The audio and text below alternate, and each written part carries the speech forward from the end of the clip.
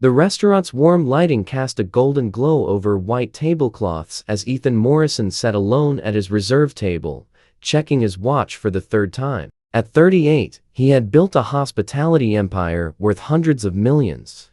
But his personal life was a disaster. His wife had died 3 years ago, leaving him to raise their 5-year-old daughter, Mia, alone. Tonight was his first blind date since becoming a widower, a setup arranged by his well-meaning sister who insisted he needed to start living again. He was reviewing the menu when a young woman appeared at his table, accompanied by the hostess. She had blonde hair, wore jeans with a beige coat, and looked considerably younger than he expected, maybe 26 at most.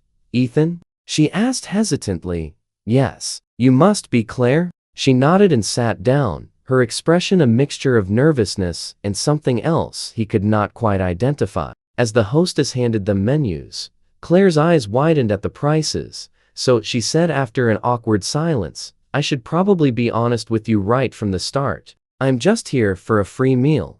Ethan blinked, taken aback by her directness. "Excuse me?" Claire's face flushed, but she continued. "My roommate set this up without asking me. She said she met you at some charity event and thought we would be perfect together. I told her I was not ready to date, but she already gave you my number, and you had already made reservations at this insanely expensive restaurant, and I figured," she paused, then laughed nervously, "I figured at least I would get one good meal out of it. I have been eating ramen for 2 weeks because I am between jobs and broke. So, yeah, full transparency, I am here for the free food, not romance." Most men would have been offended. Ethan found himself intrigued. "Well, that is certainly the most honest opening I have ever heard on a date. I thought you deserved to know," Claire said. "You can leave if you want. I will order something to go and be out of your way." "Why would I leave?" Ethan asked, surprising himself. "You are refreshingly honest. And now, I not have to wonder if you are here because my sister mentioned I own hotels. You are here for filet mignon, not my bank account." Claire stared at him, then laughed a genuine, surprised sound. "You are not mad?" "Why would I be mad? You told the truth. That is rarer than you might think in my world."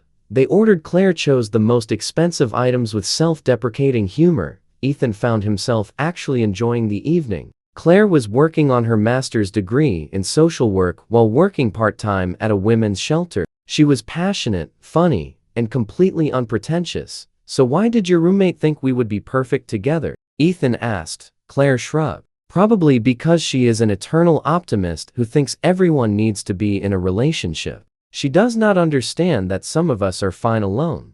"Are you fine alone?" Claire considered this. "I am surviving alone." "That is different than being fine. But I have learned that being alone is better than being with the wrong person." She paused. "Why are you really here? You own hotels. You are clearly successful. You could be dating anyone. Why let your sister set you up?" "Because my daughter asked me why I am always sad," Ethan said quietly. "And I realized she was right. I have been existing, not living, since my wife died. My sister thought this might help." Claire's expression softened. "I am so sorry. How old is your daughter?" 5. "Her name is Mia. She is with my parents tonight." Ethan pulled out his phone and showed Claire a photo, a little girl with blonde hair and a gap-toothed smile, holding a stuffed puppy. "She is beautiful," Claire said. "She looks like she has your smile."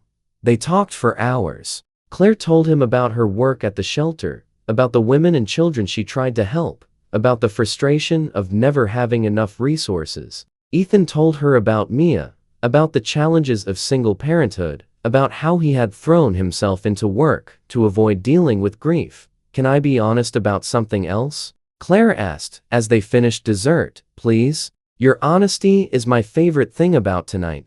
I came here expecting to dislike you. Rich guy, fancy restaurant. Probably someone my roommate met who collects women like trophies. But you are not like that at all. You are kind and you listen, and you clearly love your daughter more than anything. That is rare. Can I be honest too?" Ethan asked. "I came here expecting to endure an awkward evening, and then make excuses about why I could not see her again. Instead, I met someone who made me laugh for the first time in months." Someone who admitted she came for the free food and somehow made that endearing instead of offensive. I would very much like to see you again. Claire looked stunned. Even though I told you I was just here for a meal? Especially because you told me that. I know exactly where I stand. No games, no pretense. Just honesty. I should tell you something, Claire said. I'm not good at fancy restaurants or expensive things. I work with homeless women and kids. I own 3 pairs of jeans, and most of my furniture is from thrift stores. Your world and my world are very different. Then show me your world, Ethan said. Take me to your shelter. Introduce me to the people you help. Teach me about what you do. Over the following weeks, Claire did exactly that. She took Ethan to the shelter where she volunteered, introduced him to families struggling to rebuild their lives, showed him where donations were desperately needed. Ethan found himself more moved by an hour at the shelter than by any business deal he had closed. He also introduced Claire to Mia, nervous about how his daughter would react. He need not have worried. Claire and Mia bonded instantly over a shared love of silly jokes and imaginary games.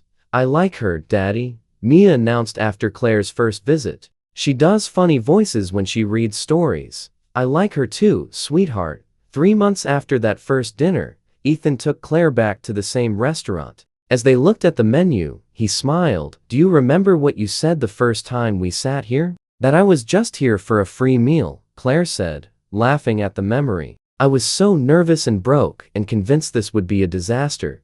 It was the most refreshingly honest thing anyone has ever said to me, Ethan said. He reached across the table and took her hand. Claire, you showed me that wealth is not about money, it is about purpose. You reintroduced me to joy. You helped Mia and me learn to live again instead of just surviving. You did all of that while being completely, fearlessly yourself.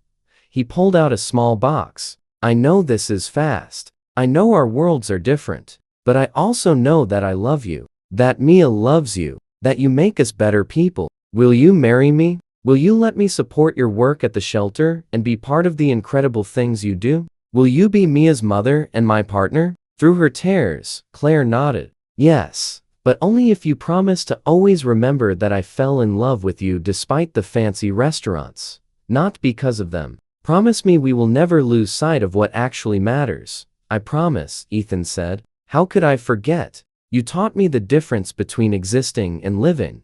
At their wedding, Claire's toast made everyone laugh and cry. I told my husband on our first date that I was just there for a free meal. I was broke, scared, and convinced that honesty would send him running. Instead, he fell in love with me because I told the truth. That taught me something important. The right person will love you, not despite your honesty, but because of it. If this story reminded you that honesty builds the strongest foundations, please like, share, and subscribe. Leave a comment about when being truthful led to something beautiful.